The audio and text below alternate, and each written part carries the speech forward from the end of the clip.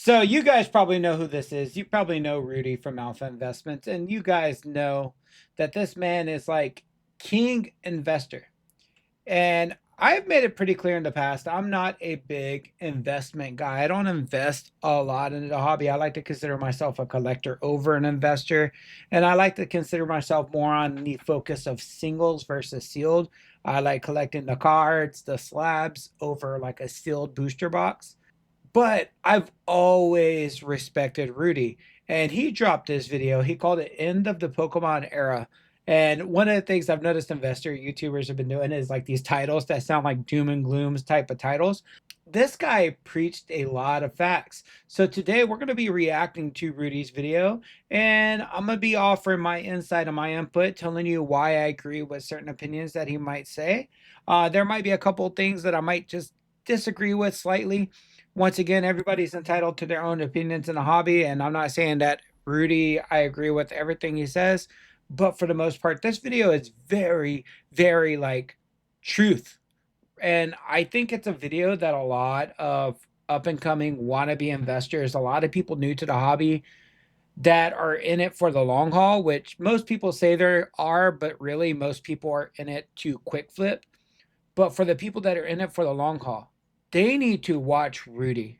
Quit listening to Nostalgianomics. Quit listening to Pokemart USA and all those other wannabe investors that have been in the hobby 3 or 4 years. No matter how much they tell you they've been in longer, they were not active in the hobby or in this space at all pre 2020, except Rudy. Rudy was absolutely in this hobby a lot longer than that. And his takes are the ones, if you were an investor in the hobby, you should be taking seriously. So, with that being said, let's see what Rudy has to tell us. Folks, welcome back to mid-July 2025. Thought I'd come to my room over here. Let me turn it up a bit. Just doing a little monthly inventory, just checking on things and make sure nothing weird's happening. Make sure the audio is good. And I thought it's time to do a Pokemon conversation. I haven't done a direct Pokemon video in a couple weeks, so here we are. We're gonna talk about it. I think the most interesting thing right now is some of the discrepancies where certain Pokemon sets seem overpriced to me, and certain ones seem severely mispriced. Does that make sense? So let's start the video with something simple. So, already he's starting off with some truth, right? There are sets that are absolutely underpriced compared to modern market. If you go and look at a Destin Rivals booster box and how it's approaching at the time of recording close to $300 market price, we got sets that are out of print that are much harder to come by, that are not even at that price point yet. Vivid Voltage is not at that level. Neither is Battle Styles. $300 is a little bit below the price point because I think Silver Tempest is around $358. It is insanity that a set as good and as impressive as Silver Tempest is slightly above Destin Rivals that is still actively in print. And that is one of the things that he will talk about a bit, is like these weird like spikes and price jumps and stuff like that. It doesn't make sense even to Rudy. Like old Pokemon Generations packs. Like, should these be $50 a pack? Should they be $100 a pack? How do you determine what that is? Is it because of the single cards and the gradient premium of some of these things? How do you determine that stuff? Okay, let's go to something else. Let's go to this. We got ourselves a box right here, a case of Sun and Moon Set 4. Somebody comment below. Whatever Sun and Moon. For those of you that don't know, Sun and Moon Set 4 is Crimson Invasion. Many of you watching this video, many of you that will ever watch this video were not here during the Crimson Invasion era. This was a set that distributors could not give the stores. It is the reason that Ultra Prism was a little bit harder to get. Pokemon wasn't doing so hot. Guardians Rising was pretty popular, with the Tapu Lele being extremely playable. When it comes to Burning Shadows, it was somewhat popular, but it was literally Charizard carrying the set. There were a couple of semi-playable cards, but nothing in there that screamed that this set was flying off the shelves. Crimson Invasion not only lacked a lot of playable cards, there wasn't a whole ton of cards that were like meta defining, besides I think Buzzwole GX was in the set. And more importantly, it had nothing really to chase for a collector's purpose. I think the highest rarity like chase card in there was a Rainbow Gyarados, and it was like a $25 card. Nobody wanted this set. I remember being at a Pokemon Regionals, I think it was in 2017, maybe 2018, but I want to say it was 2017. And no, it was 2018. I was at this Pokemon Regionals, and these boxes would not sell at a $65 price tag. They would literally just sit there. Nobody wanted them. People would open up Guardians Risings. People would buy like base set 2 packs for like $25. Like people were going and buying vintage. People were buying other stuff. People were buying like cool collectible playmats, that sort of thing. Nobody wanted Crimson Invasion. So that's one of those sets where like this is how you know Rudy's been in the game a long time, because there's not many sealed cases out there that investors were collecting at the time. It's not like Destined Rivals where there's probably going to be tons of sealed cases out there in the market somewhere at some point. It's not like Evolving Skies where many people kept sealed boxes and sealed cases. Crimson Invasion was one of those sets that was post printing, like post its printing window, invested in, because it was such a bad set. It's the same with XY Evolutions. XY Evolutions was ass for many, many years. Nobody wanted the set. It took Logan Paul and the pandemic to make Evolutions even a desired set by anybody. Crimson Invasion was that. So he mentions SM4. That's Crimson Invasion. Moon set 4 is over there. I don't know what that is, but I'm sure Sun and Moon set 4, whatever it is. Here's another one.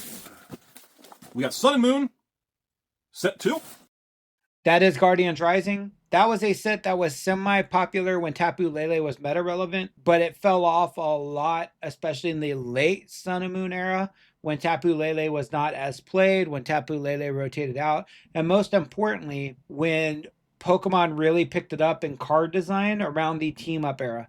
When Team Up dropped, a set like Guardians Rising, in terms of collectability, was just not impressive.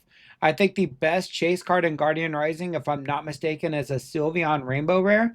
It was originally the Rainbow and the full arts of Tapu Lele, but when those moved out of rotation, those dropped and tanked in price because Tapu Lele is not a very popular Pokemon. That's another set that Rudy probably invested in when nobody was investing. And of course, what else do we got around here? Here's a good one. Don't you love how they used to be smaller? Look how small the cases are. XY era. Here's a good one here for you guys going through the stuff. So we got XY case of Ancient Origins. Kind of funny. This particular case, well, these stack of 10 cases. So this Ancient Origin case, those 10, 15, 2, 4, 6, 8, 10, 12, 4, 18 cases of Ancient Origins. What's funny is that was from the final reprint. And when that reprint happened, the distributor called me and was like, "Will you please, Rudy, do you want?" And I was like, "Oh God, XY Pokemon reprint." So this is what I'm talking about. When back at this time, Ancient Origins considered a bad set. They reprinted it. No business wanted to pick up anything. And Rudy ends up picking them up for, I think he's going to say $75 a box. Nobody wanted Pokemon at this time. There were not people buying these products by the cases, holding on to them. Nobody was really investing. Sure, you had a few select investors like Rudy himself, but the idea that investing's been this thing that existed in the hobby forever, not true. And Rudy is one of the few people, and this is why I respect his opinion, that was banking in on Pokemon before the idea of Pokemon to the moon even became a thing. And I remember he's like, "Dude, we'll mark the price down if you'll just take these last like 20 cases." And the funny thing about it was, I think my price at the time was like 76 a box, before 3 price increases. And I think they marked the price down to like 68 a box or something. And I was like, "Yeah, fine, I'll take it, and I'll try to run a patron sale for like $79.99 or some stupid shit." And I'm sure people tell me to fuck off. And you know, I sold a case of Ancient Origins recently. I don't even want to tell you the price, but you can probably guess. Go on TCG Player, look at the price of a sealed box of Ancient Origins. You're not going to be able to get a sealed case price because there literally are no prices online. There are not. I don't even think you can check eBay. You might be able to find one case of someone somewhere in the country, but that goes back to that idea of there's not a lot of investors for these XY era sets, right? Because they were written off at the time of release as bad sets. There were a couple of the sets in between that were kind of seen more positively, but something like Steam Siege, when Roaring Skies got reprinted, Breakthrough and Breakpoint, Fates Collide, Evolutions, all seen as terrible sets. I remember back in like 2018 and even 2019, I could find Generations boxes at almost every LGS here in Houston because nobody wanted it. Everybody thought Generations was an extremely, extremely bad set. I believe this. I believe that nobody was taking these cases, so he just bought them.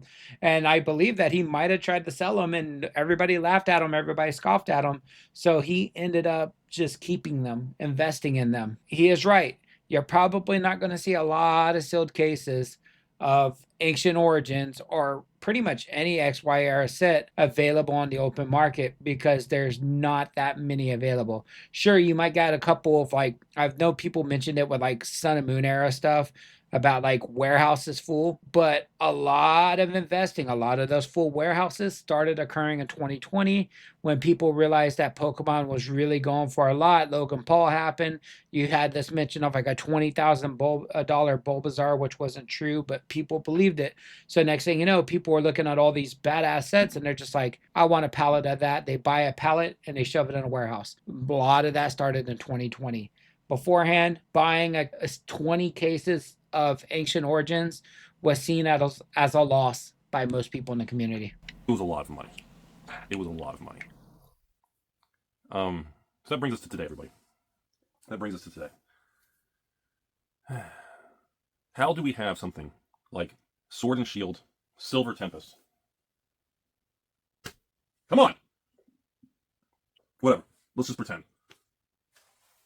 I'm just gonna say he needs an organizational technique if he cannot find a sealed case of some of the boxes he has, because this man, he has cases upon cases, and I feel like part of it's probably they're just stacked in there because there's so many. Like, look at how many cases of boxes he has. How do we have... never mind. Lost Origins. A wrinkly box with a dent because this was a patron return.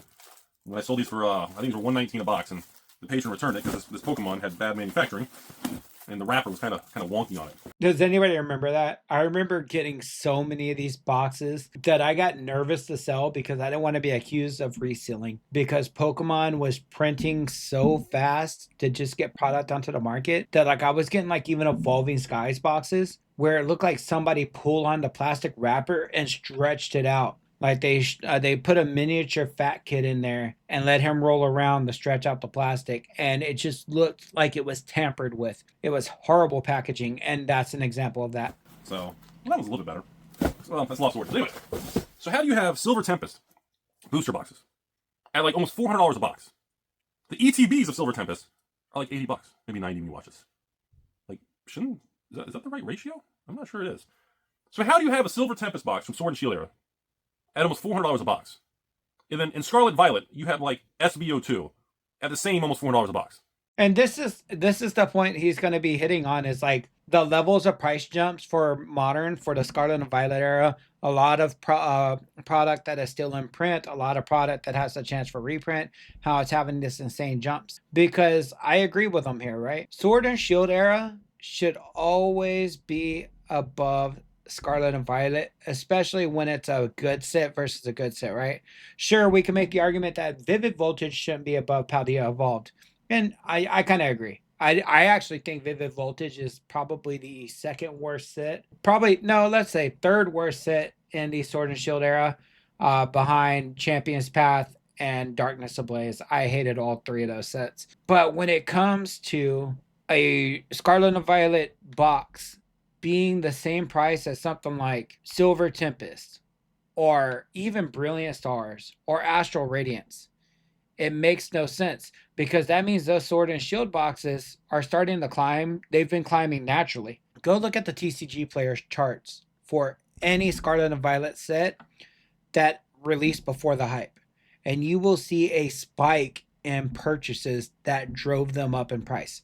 That sudden spike is not a natural spike, and the boxes haven't had a massive enough reprint to reduce them back from that spike. And that's going to be something he's basically going to be hitting on, is that these spikes are not healthy for the hobby, and I completely agree with that. And now, what sparked me to make this video today is we have the new Team Rocket set. Was it SV10, 11, whatever the new one is, the last complete set of the Scarlet Violet era, and it's hitting new highs. It didn't crash at all. Destined Rivals, sorry. So now Destined Rivals, somebody told me this one was 270 plus tax, so they're pushing back towards 300. So you have a brand, the newest set of Destined Rivals booster boxes is almost 300, and you're telling me 11, 12 sets ago from a different block, Silver Tempest is the same price? That seems a little fucking weird, doesn't it? So I'm going to add into this because I actually don't think Rudy hit on a point that I want to make, is that the insane prices of a modern box, especially something like Destined Rivals, which should after release be going downwards, not upwards. It going upwards immediately is not healthy. No matter how much that idiot Nostalgicnomics wants to say it is healthy, it is not healthy for the market, because he's going to mention that that is a sign that we're going to have a bubble that pops. If we keep having these insane climbs instead of a natural growth, 5 to 15% a year, if we don't have the natural growth in this hobby, it is going to create a bubble that bursts sooner rather than later. And when that bubble bursts, it's going to burn a lot of people. The natural growth is what we need. And that is one of the things that he's hinting at, is that we just need that natural growth, that these insane price jumps is insane. But what I wanted to add is not only that, but I don't think any box is sustainable when the chase card, especially like a newer box, like I'm talking Journey Together, Destined Rivals, that sort of thing. If the box price itself within the first 3 months exceeds the top chase card, and that chase card is still over MSRP of the box, we have a problem. Journey Together being at $220 and then Clefairy going sub $200 being the top chase in the box, that is not a healthy spot for the hobby to be in. And I know what you're thinking is people are buying it for the box, but even then, most of the people are buying it off a rumor that the reprints of that set will not have the promo, which I don't think that is going to be the case, considering that Pokemon just announced another enhanced booster with the Mega Evolution set. Even if it's not, the fact that that box sits at the $210, $220 range, while the top chase card is like $130, that is a sign of the hobby being in an unhealthy spot for not only collectors but investors. You don't want your newly released box to be that high above what the set's actual value is on the inside, because that's a sign that we're in a bubble, and that's a sign of not buying. If you're going to buy a set, you want to buy a set that is popular enough, but also at a good price point to not risk having that bubble burst on you. And that's the one thing that he's going to mention is there's a lot of flippers in here. There's a lot of flippers who want to consider themselves investors. They're not investors though. And that's one of the things he's going to mention later in the video. And when it comes to those flippers, the second that we see a massive reprint of Journey Together, or the second we see a downward trend in Journey Together, they're going to start dumping their boxes, because Journey Together is the least likely set out of the ones that we're going to have post hype, that when it starts falling, it's going to recover quickly, because there is not a high demand chase card anymore in the set. Sure, there is a high demand chase card, but it's not high demand enough to keep people pushing that box price up, right? I don't think as many people care about the Clefairy as, let's say, the Mewtwo from this set, or the any of the evolutions from Prismatic Evolution. They don't care about Clefairy as much as those SIRs. And when it comes to the Mega Evolution set, we got a Venusaur coming in. We got Mega Lucario. We got Mega Gardevoir. So we got some SIRs that will absolutely exceed well past what Clefairy's potential was. I know Lily is on the Clefairy card. She's popular. But Journey Together is a great example of that box should not be anywhere near the height it's at. And that box being at the height it's at is a sign that the hobby is not in a healthy spot.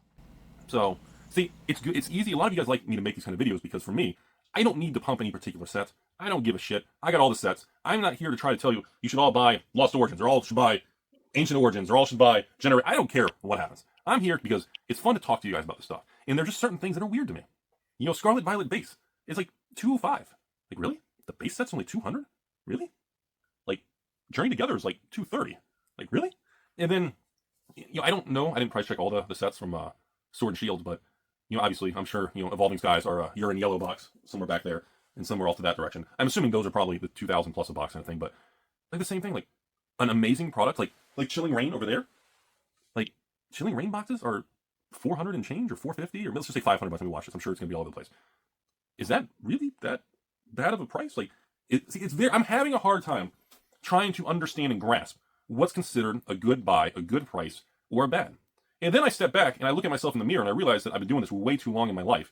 And at this point, I feel like I'm just living in a video game, and all this money or inventory is like the scorecard in the corner of the Mario screen, or I'm trying to collect all the hearts in Zelda, or I'm just trying to unlock all the achievements in Grand Theft Auto and trying to find all the chicks in the room in the red light district. Like, I'm just gonna tell him right now, as a former achievement hunter, I get the reference and it sounds miserable. But he has a point, right? It's like, how do you determine what's a fair market value for a product? Because the market is so easily today spiked and driven back down that it's hard to determine, especially if you spend all your time focusing on it, you're gonna stress yourself out. It's hard to determine what's a fair or a solid price to buy something at. Like, there's a point where I look at all this, I'm like, how do you know if that's over or under? I'm not really sure. But then I step back and I'm like, you know what? I sound like a Timmy. I sound like a fucking idiot. Because in reality, I'm asking and I'm looking at the wrong thing. And I think this is something that we can all learn. It's spending the effort of going, Silver Tempest is 375 plus tax. Should that be 475? Lost Origins is 5 or 600. Should that be 800? Like, should we be putting the effort into trying to overanalyze every little thing like that? Or does it not really matter at all? Is it, like, even doing that, in putting that kind of effort into trying to say, hey, is is this is this black and white era box? It has 3 packs plus promo. Should this be $100, $50, or $200? Like, does it? All I'm gonna say is that that black white error pack, I'd pay $200 for it. I love those sets. I love that box. I love the cards that come in it. Does it matter? And then who sets the price? How does it matter? I don't. It's a very confusing thing. Or at the end of the day, is this the greatest bubble of all time? And none of this is the conversation, because everyone online, like, you'll see the views on this Pokemon video are probably going to be on the low side. Probably 30,000 views, high side 50 to 70,000 views, depending on if this video, after like 7 to 10 days, this video is probably going to have a shit ton of views. I don't do a lot of Pokemon content. A lot of you guys wait for like a Pokemon video, and I promise you I'll put some negative thing. I don't know, Rudy gets margin called or loses or something happens. It's funny because he called it end of the Pokemon era, and he even mentions in the video he's gonna put something negative because this is a caveat, but you know how if you're wanting to make Pokemon content, there's a joke, but it's true that all you got to do is put the hobby as cooked and you're going to get views. Because if you start talking about something negative in a hobby, it gets views. Not going to mention any creator by name, but there are creators out there that farm negativity in the hobby. Some of them are new to the space. You got some that have been here for a while, but literally every video is to farm negativity. And some of them go so much as they mock positivity. But realistically, their content is engagement baiting negativity. And we see people that weren't negative for a while, they're feeding into it too. Nostalgianomics is feeding into the negativity to get increased views. Pokey NE feeds into the negativity at times, right? And you get other creators who try not to feed into negativity, but you can tell it affects them. Danny Phantom is one of them, where there are times where you could just tell in his videos that the negativity of the hobby space is affecting him personally because he loves his hobby so much. So I just find it funny that he points out that he's going to put a negative title to get more views, but in all actuality, he truly is cooking there. He is telling the absolute truth. The more negative you can make your video, the more negative sounding you can make your title, the more views you will get. I'll make some stupid thing up to make sure you guys click on the shit, because that's just the world we live in. Mark Zuckerberg thanks you for his billions. And it's a weird environment. Yeah, I know. I heard the news. We're getting ready to go into a new block. And in the new block, Pokemon's raising prices and everybody's freaking the fuck out. Now, this is the thing that everybody keeps saying, but I have not seen any news on this. Pokemon is raising prices. My distributor still has all Mega Evolution set products at the same price we've had Scarlet and Violet era. So I'm not sure if my distributor just didn't get the newsletter from Pokemon, or if people are making this news up and Rudy just don't know, or what exactly is going on, if there's some kind of news story that I missed out. So if any of you guys have like a news article from like PokeBeach that confirms that Pokemon has confirmed that they're raising prices on product, I would love to see that, because as of now, using the information available to me, I have not seen any official confirmation that Pokemon is raising prices. And I originally assumed, because the first person that told this, the first person I heard it from was Nostalgianomics, I immediately assumed it was fake. Like it was a fake thing to continue that narrative of box prices are going to stay above the MSRP forever going forward. And I'm sitting here going, if you were Pokemon, you would do the same thing. If I was corporate board of directors of Pokemon, you all would hate me like the arch enemy Joker times 10 who took your ex-wife and your stepsister on the same weekend. Why? Because in a market like this, the correct thing to do on management and margins is to raise your prices at the Pokemon level. Essentially, Pokemon should and probably will implement the largest price increase they've done in a long time. Why? Because, well, they know what's going on and they know the market doesn't seem to be shifting anytime, so they want a bigger chunk of the pie. Now, is that a good or bad thing? Well, it's good business for them because, well, like we said over and over, Pokemon's going to make sure we never return to an era of Pokemon boxes under $100 a box. They are going to literally guarantee that never happens because now they're going to. So this was a narrative that a lot of people said wouldn't happen when Pokemon announced the previous MSRP gain. When Pokemon announced that Scarlet and Violet MSRP was going to be at 160, 164, I believe is the MSRP. When that got announced, everybody was like, say goodbye to $80 boxes. Within 3 months of Scarlet and Violet base releasing, you could find it sub 100. Scarlet and Violet was easy to find at one point at $80 a box. Obsidian Flames and Paradox Rift as well. Temporal Forces was easy to find under 100 a box. 151, although it doesn't have a booster box, you could find the $120 UPCs at like $80. Like they were on discount at Costco and nobody wanted them. Paldea Evolved was the most expensive of the first half of the Scarlet and Violet era sets, and even then you could find the boxes at about $100. He says that Pokemon aims to avoid that. I don't know how much truth there is to that because once again, when we're in a down period and these shops cannot move boxes at $100, they're going to lower the prices. Now, how much of a loss will they take? It's hard to say. Will they be willing to take a loss? Are they just going to hold them until the market goes back up? Who knows?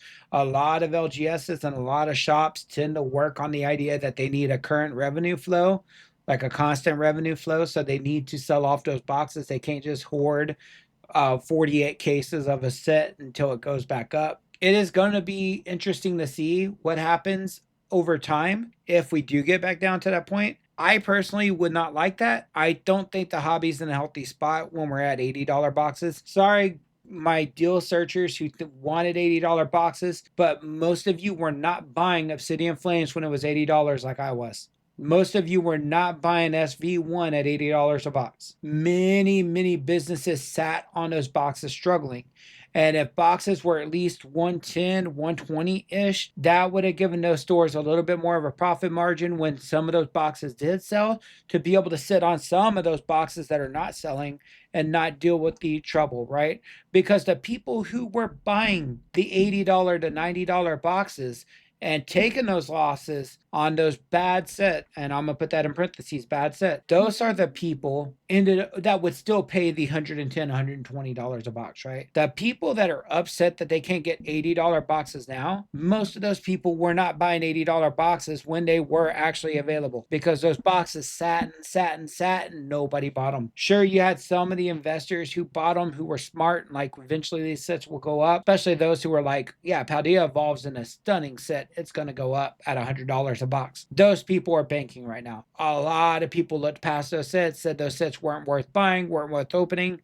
$80 boxes are bad sets, that sort of thing. So, in my personal opinion, I don't think the hobby's in a healthy spot when we're drastically above MSRP. Like $220, $230 Journey Together boxes is not healthy, but $80 Journey Together boxes also would not be healthy. We need that middle ground in there. So I like this plan and I would love if Pokemon found a way to do so. But at the same time, I don't know entirely if Pokemon is focusing to do that and if Pokemon could actually do that. If they could find some way to mitigate boxes dropping that low. Because even with them charging, if there's not a lot of hype for the set, it's not going to matter, right? So it ends up being a little bit of a struggle. It ends up being a little bit of a challenge. And it ends up being a little bit of that balancing act that Pokemon has to perform. That's the best way I could describe it. It's a balancing act. And if they can do what Rudy's saying here and create it to where our normal is right there in the middle, not all the way at MSRP, he's going to say like 180, like 160 to 180 a box. I say if we can get down to 120 to 140 a box, I think we'd be in a healthy spot personally. Push up the price wholesale, and MSRP in this game is going to get more upset because they're going to raise MSRP in this from what, 160s, maybe to 170s, 180s. So again, the idea of crashing in $100 boxes, like I've told you guys in many videos, there should have never been a time when, There should have never been a time when this Roaring Skies booster case right here, there should have never been a time. The only reason I have Roaring Skies, because I missed it on release, is because I bought the reprint, and I bought a shit ton of the reprint. And there should never been a time. These are $2 to $3 a box. The reprint hit, collapsed the market. I got excited. I said, wow, I can finally buy Roaring Skies. Wholesale, I don't know, $75 a box at the time. And they hit a low of about $65, $70. Couldn't make money, couldn't do anything with it. 65.70 for a booster box for Roaring Skies. Now, here's what I want you guys to think about. And this is where I want you guys to be with your mindset. This is where I want you thinking. I want you to be with your mindset. Ready? Pokemon realized that Roaring Skies boxes were above MSRP and introduced a reprint to tank those prices. In 2020, when prices jumped above MSRP, they did reprints to the point where we seen with their Lost Origin boxes earlier, where quality control was ass, but it tanked the prices below MSRP. As a matter of fact, a lot of late era Sword and Shield boxes ended up dropping well below $100. Scarlet and Violet, the first half of the era, super available, super cheap. So this is going to that idea that when you hear a creator say the days of MSRP are gone, we're no longer going to have boxes go under MSRP. Destined Rivals is never going down to MSRP. Journey Together is never going down to MSRP. They're failing to acknowledge the history of the few times where products were above MSRP that were in print. Because a lot of people like the tunnel vision. They want to focus on the collector aspect when they completely forget that Pokemon also has another aspect of this hobby that they focus on, the players. So the collectors and the players, they have to find a balancing act.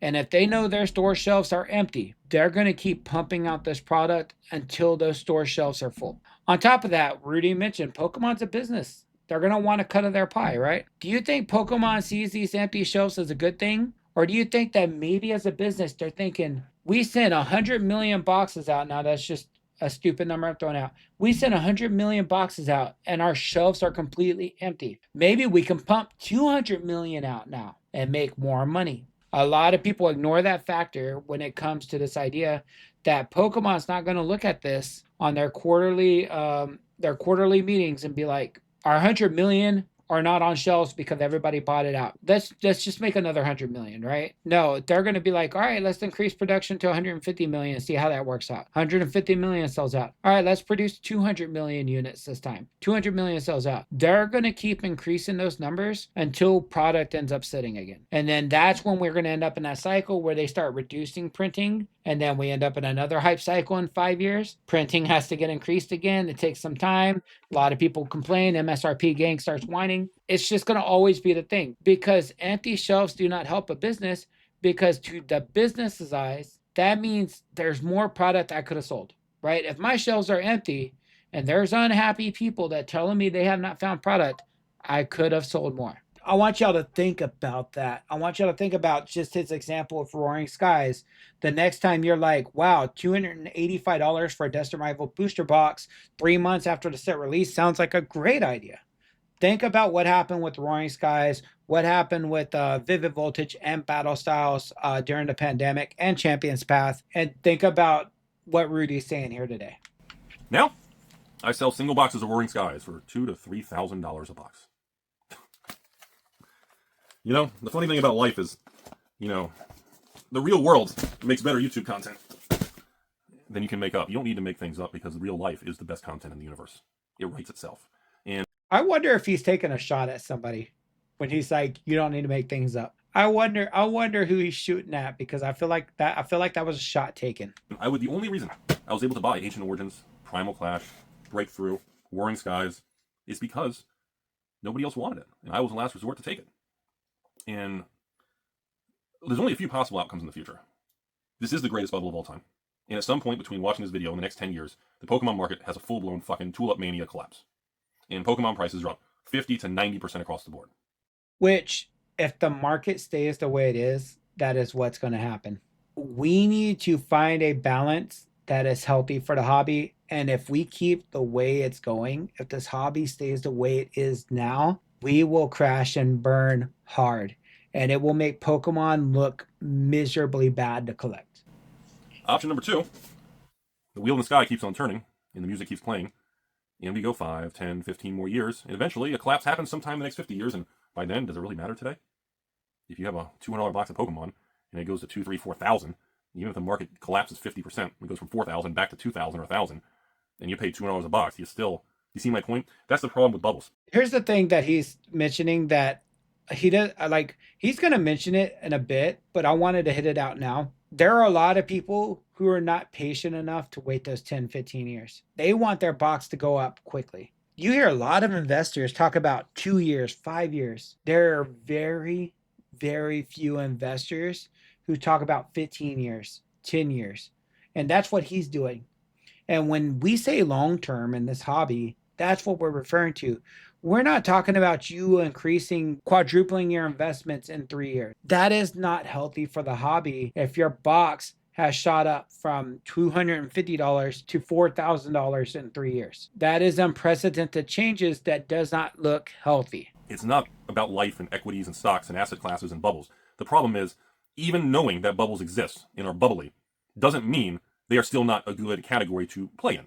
Because if you buy a $200 Pokemon box and it goes to 1,000, and with the greatest Pokemon bubble collapses and everything drops 60%, your $1,000 box goes back to 400, you only paid 200, you still doubled your money. Sure, you didn't time the top and the best peak to sell, but it's still okay.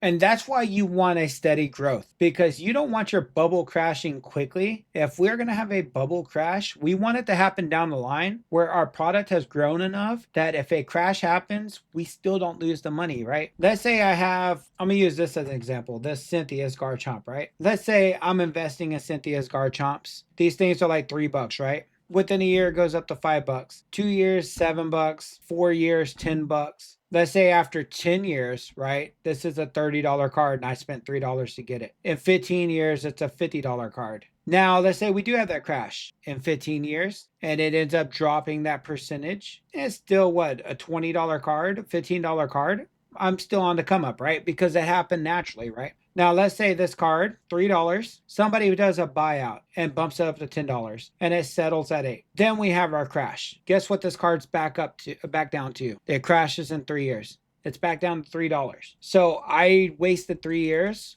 collecting or investing in that card for it to crash because the market was too volatile that it caused the bubble to pop faster. When you put pressure into a bubble, just like if you have a balloon, right? You got a balloon, your balloon's your bubble.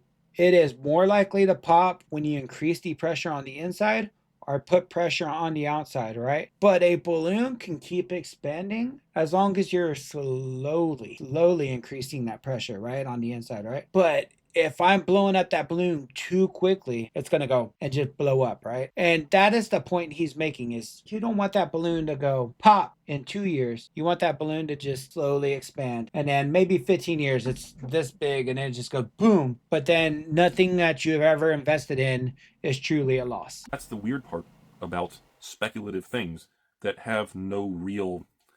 Pokemon doesn't have a real finite value points.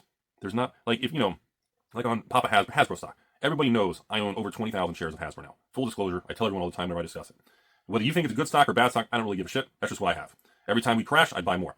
And the thing is, I can tell you whether or not, based on quarterly reports, earnings, cash flow, product pipeline, I can get an idea of what the value of a publicly traded company is. Based on profitability, cash flow, debt, price to earnings ratios, industry average, you can get an idea. You can't get exact because, again, you can say, well, the market's heading recession, everything's priced different. PEs have to come down. If everything's in a booming market, PEs get more fluffier. So you can get a good range. But when you deal with the life of Florida man, basement alligators, and stepsisters, there is no finite way to know what the value of things are. Now, some of you will say, well, that's why this shit's dangerous, Rudy. Some of you will say, well, that's why this stuff is beautiful, Rudy. Because you can, again, it's all perspective. I can argue why you all should buy any Pokemon set. I can argue why this is the greatest bubble of all time, and I'm going to write it to zero because I want to be in history books with the guy who made $50 million in Pokemon and wrote it to zero because it'd make a good Netflix series. I probably would do a Netflix documentary on Motor. That'd be fun. Life of Florida Man. I'd probably consider that. Boy, you guys would lose your mind if you saw behind the scenes shit. Jesus Christ. But that's what makes collectibles and trading cards funky. Because there is no right or wrong price. And younger people and people who are new to the hobby, less than a year old, which is going to be most people in Pokemon, they don't know what the fuck they're doing. And they're sitting there at night on their phone, lunch breaks. Hey man, Rudy, which one should I buy? Should I buy Fusion Strike? I saw it online for 700 shit. You think Fusion goes to 800, Rudy? I mean, I told you all everything in Sword and Shield should be over $1,000 a box, and best of breed should be 2 to 5,000. I've said that for 6 months in a row, and then you still get people that go, "Is Fusion Strike at 700 good? Rudy's gonna go 800."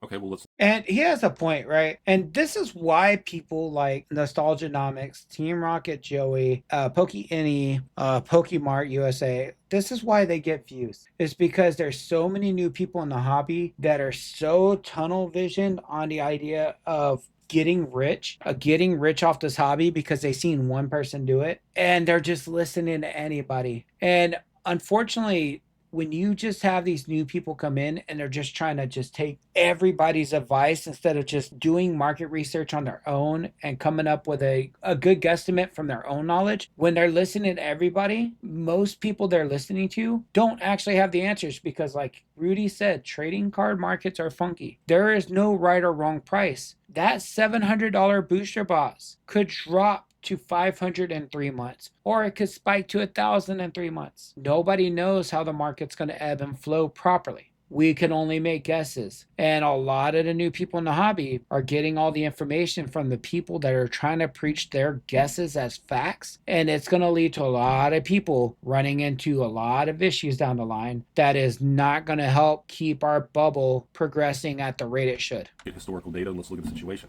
Nobody knows what the true value of some of these things are. You can argue, well, that's a good set. Look at the chase cards. Look at the secret rare. Look at the illustrator this. Look at that. Look at the subset of this. Look at the full art. Look at what's in it. You can argue anything you want. Pull rates high or low. How many good cards there are.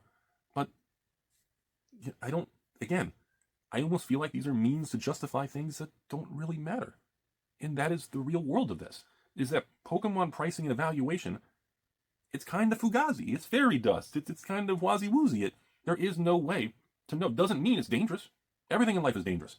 I could literally stand up after this video, trip on my $5 folding card shop chair, and I could go through this floor, end up in the center of the earth, and I could die. And, that's how the cardboard man. I mean, I could go to the Chick-fil-A drive-thru, and when I hand the girl my credit card, an alligator come up, pull me out of the car, and, I could die by alligator as I eat waffle fries. And being in Florida, it's absolutely plausible that that can happen. On the weekend, when you guys don't see a video filmed, I could end up with your stepsister or your wife, and I could die of a heart attack because I got too excited. Joke's on him. I don't have either. Anything in life is possible. It's about probabilities. It's about what is likely. It's risk management. This entire thing is risk management. Like this location with this era of Pokemon is one of 5 locations. Like this, there is no other. The only Pokemon here is XY in this shit here. There is no Scarlet Violet. There's nothing here. It's just old shit here. And there's no way to know. All I can tell you is a $3,000 box of XY era Pokemon? Is that the right price when Evolving Skies is going to be $3,000 soon? So something from the XY era is worth the same as Evolving Skies? Well, yeah, Rudy's best in breed. Of course it is. Okay. It gets weird because The problem that the thing that he's making, and it makes sense, is I arguably think he's comparing one of the best sets in the XY era and Roaring Skies to one of the best sets in the Sword and Shield era to Evolving Skies, right? But Roaring Skies was such a phenomenal set, not only on the competitive level, but on the collectability level. It had Mega Rayquaza, Shaman, a lot of awesome cards. If Evolving Skies passes up Roaring Skies, I can see how somebody who's a long-term investor does not see that making sense, because it doesn't make sense to me either. I think one thing that he might be ignoring that could be playing a factor is recency bias, right? A lot of the people that are pumping up Roaring or Evolving Skies never experienced XY era and Roaring Skies, right? It's the reason why like Diamond and Pearl era doesn't move at those high levels. Black and White era does not move at those high levels. Heart Gold, Soul Silver era stuff does not move at insane levels. It's because a lot of these collectors started in Sword and Shield and Scarlet and Violet eras. So those are the sets they're familiar with. So we're seeing these sets that they're familiar with move at crazy, but those older sets, they don't move on those crazy levels as much because the only real people that are delving into those older sets really are other investors, people who think that that box is going to go further, right? I assure you that most people right now buying a Roaring Skies $3,000 booster box is buying it for investment purposes, most people buying a $3,000 Roaring Skies booster box is not just a casual collector who wanted to own that booster box.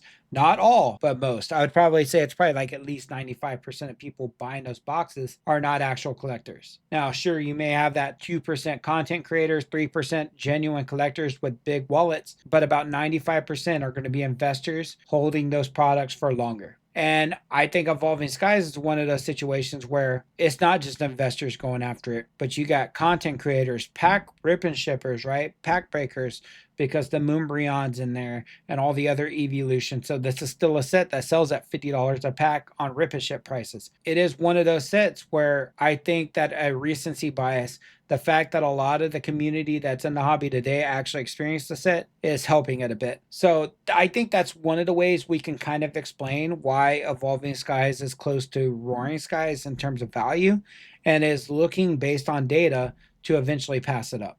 Is we all try to use analogies, similarities. We all try to compare and contrast to understand what's what. You know, last month I ran a sale to patrons, sold 1,000 boxes of SVO2 Mr. P, Paldea Vault. I sold to patrons for, was it $250 a box or something? And yeah, so 1,000 patrons last month who bought that case.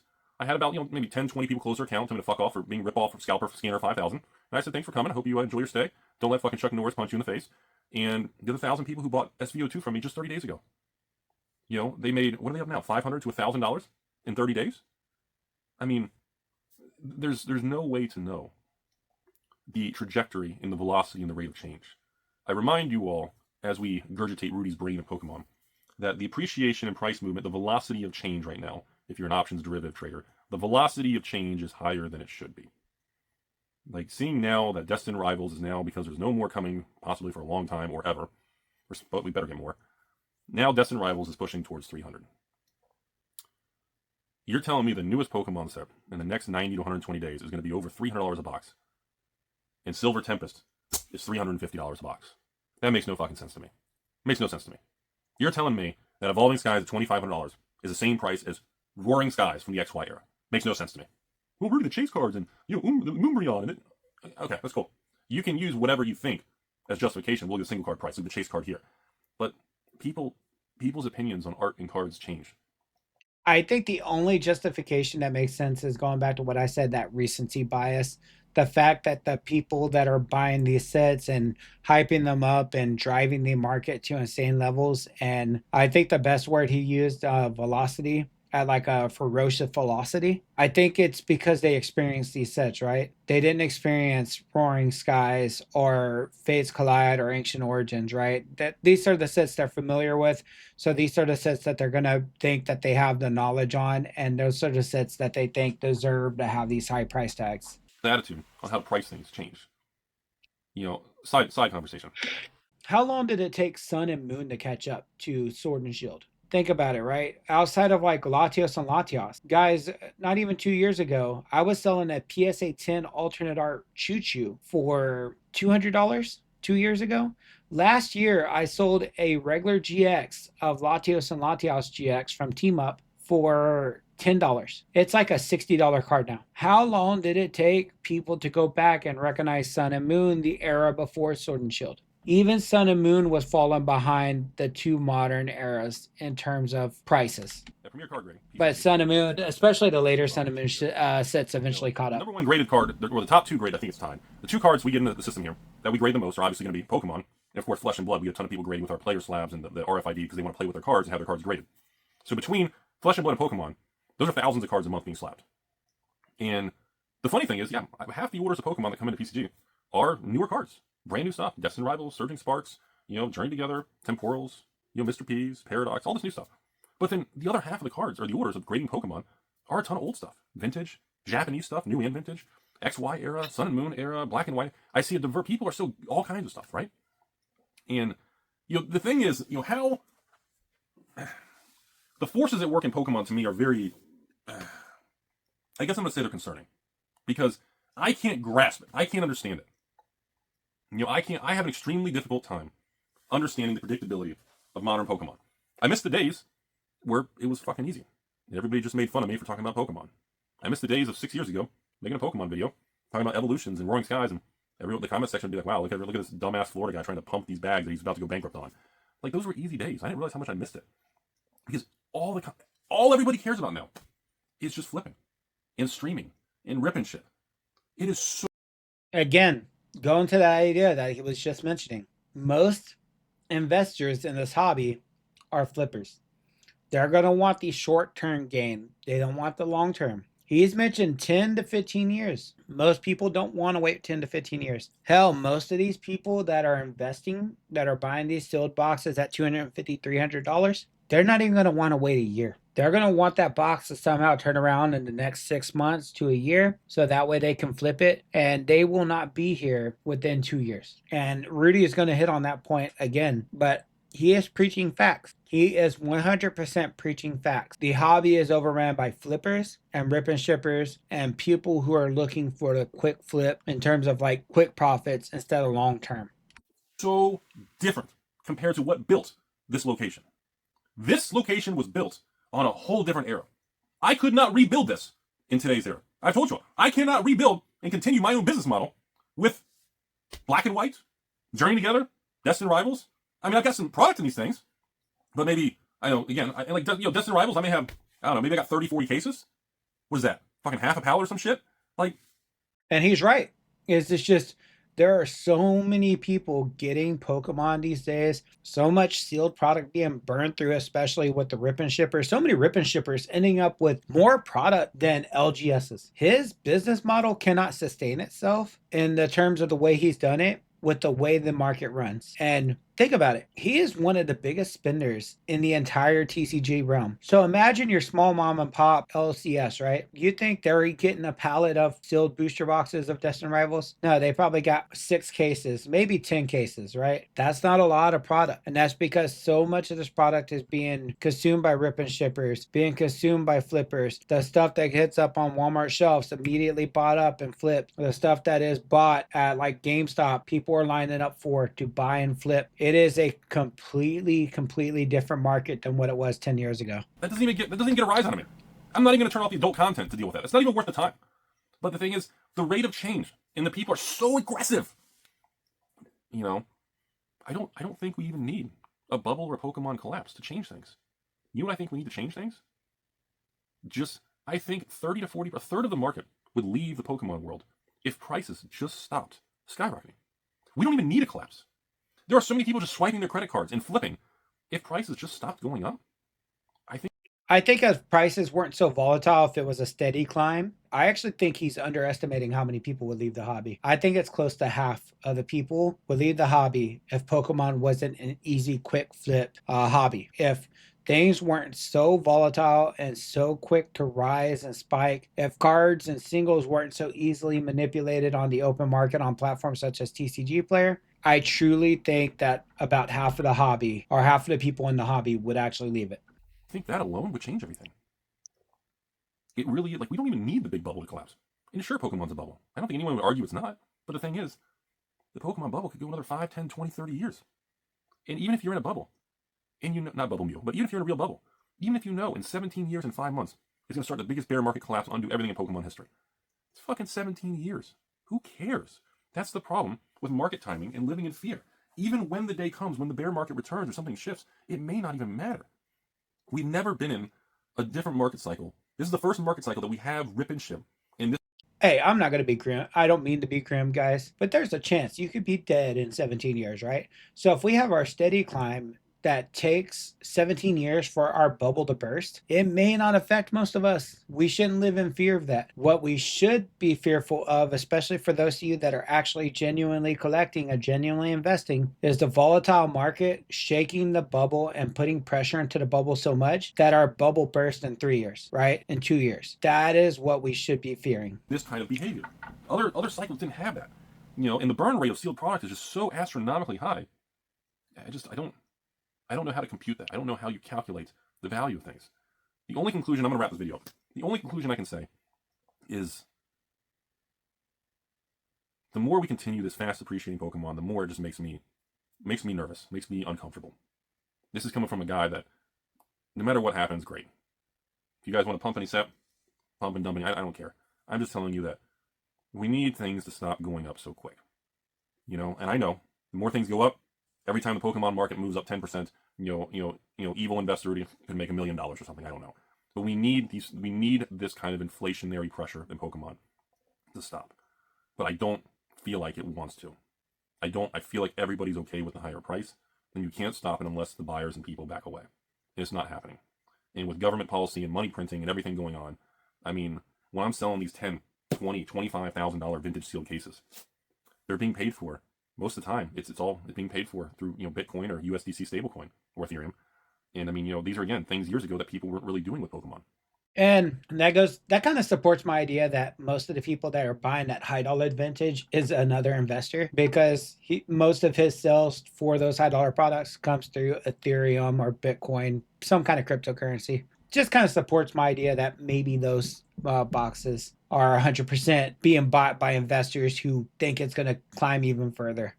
And I don't think so. Again, ending the video, I don't think this is an issue about whether or not we're in a bubble. The issue is the rate of change.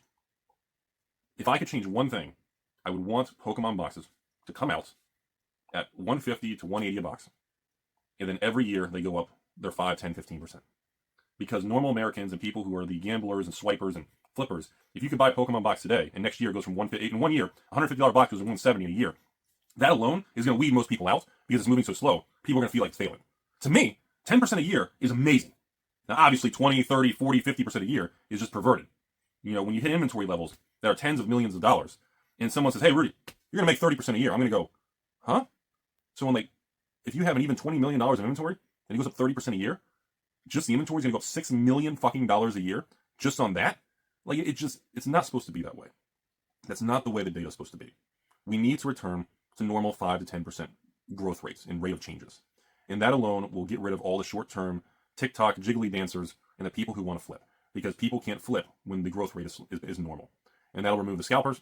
I'll put the scalper scanner 5000 back in the basement, and we should all be able to move on with our lives. And he is just preaching facts, guys. He is 100% correct on this. If we return to the growth rate where it's sitting at that lovely 5 to 10%, investors can eat, collectors can eat, scalpers will find a new target. 100%, he is dead on what needs to happen with the hobby. It just doesn't feel like it's going to happen anytime soon. And I feel like the longer we go without that happening, the higher the probability that there will be a tremendous bubble. And that's my point too, is that the longer we go with these insane price jumps and these insane market movements, the longer we go without a steady, nice 5 to 10% increase, the more unstable and the more likely we are to enter into that bubble. And then that pressure inside that bubble will increase and increase. And just like a balloon, just like a bubble, the more you increase the pressure, the more likely it is to pop. I think that is what the big concern is that we're going to have our bubble explode if we don't find a way to return to the norm. We will have a major crash. The longer that this type of market lasts, every month that goes by, it's like you increase the probability of a great crash by like 1% a month. Because like if Destin Rivals in 2 years from now is $500, $600 a box, like, and the worst part is it's not even possible. That's the worst part, is that most likely it could actually happen. But that's not a healthy asset class that moves like that. It is not sustainable. But how do you value a Pokemon box? How do you assign a value? All you guys do, and all I do, is go on TCG Player. We type in a name. We go, "Hey, look, there's the 2 cheapest English boxes. They're $500 a box. Look, there's a sold listing for $510. It's worth $500 a box." And then that's how we assign the value. And then a couple more boxes disappears. It goes to $550. Someone buys it at $550. Well, now it's a $550 box. I mean, it's very difficult to know the value of these things. Like we don't see this growth in vintage Pokemon. We don't see it in vintage Magic the Gathering.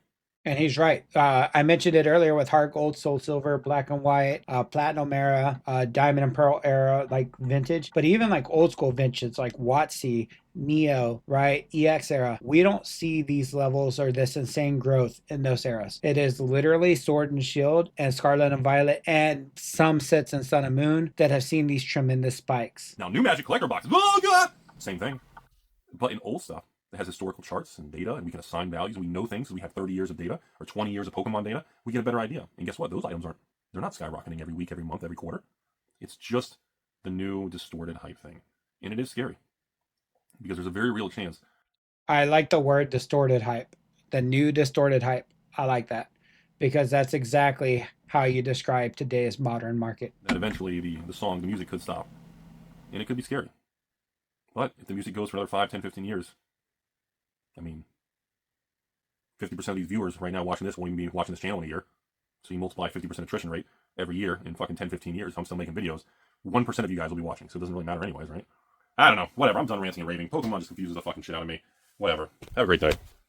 That was definitely an ending, but in all truth, this guy preached nothing but facts. Obviously, I do think there was that one simple explanation of recency bias to explain why like Evolving Skies is approaching Roaring Skies level of value. Because once again, most of the people that are pumping up the sets, they experienced Evolving Skies, but they have never experienced Roaring Skies on that level to have that love and passion for the set. But when it comes to everything else that Rudy said, I think 100% he is speaking truth. This is one of the reasons why I respect this man a lot. I don't know him personally. I would say go subscribe to his channel if you haven't already, but most of you watching this video probably already know who he is, and you're either subscribed or you're not, depending on if you love his content. And while he's mostly associated with Magic the Gathering, he is definitely very knowledgeable on the investment side of Pokemon. And once again, he is 100% speaking facts that when we enter a market like we have, because history shows that it's just not sustainable in any market. All the Poke investors and all the YouTubers that are trying to preach that this market is going to sustain itself are lying to you. I wouldn't be surprised within the next year or two we see a massive crash if this market doesn't correct itself before then. And if it does correct itself, I could see us having some great long-term growth over time. It all depends on how the market's going to react. And I think a lot of the things that are going to really play into effect here is Pokemon themselves and how they react, right? If Pokemon raises MSRP on products, is that going to help deter things, or is that going to fuel the flames? Can Pokemon reprint enough to actually meet the demand to start deterring those massive price jumps? What exactly can happen here? And that's what we're going to be watching over the next few months. Anyways, with that being said, make sure you go subscribe to Alpha Investments. And if you're new to my channel, make sure you subscribe. And if you watch this entire video, let me know if you're down for these type of videos. Obviously, if I'm going to do React content, it's going to be transformative. So as you can see, Alpha Investments video, 32 minutes. My video, an hour and 10.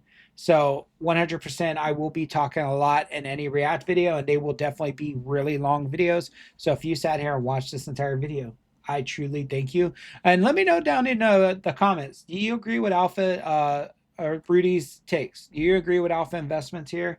Or is there something that he said or that I said that you disagreed with? Because once again, you guys are entitled to your opinions just like I am and just like Rudy is. So if you disagree, go down and comment. Let's have a discussion. Let's have some fun. And as always, guys, I thank you guys so much for watching the video. Remember to keep it classy and stay awesome.